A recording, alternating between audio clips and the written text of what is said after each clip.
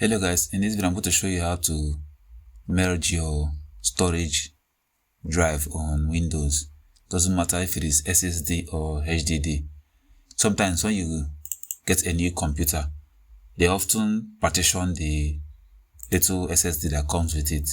So if you want to merge it, I'm going to show you how to do that in this video. So if you want to add these two volumes together, which is called merging, I'm going to show you how to do that. So first of all, you click on Windows and search for disk management, or you can search for create and format hard disk partitions in your control panel. Just click on it. It's going to open the disk management. So first of all, what you have to do is to make sure that the new volume you want to merge, make sure you don't have anything stored in it. I don't have anything stored in E drive. So right click on it and click on delete volume.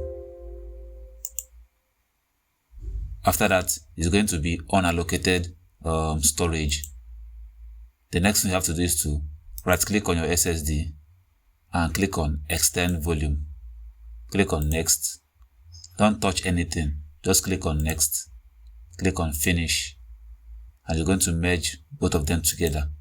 So when we go back to our file explorer, you can see that it has been merged. So that's how you merge your storage drive on Windows. That's all for this video. See you guys in the next one.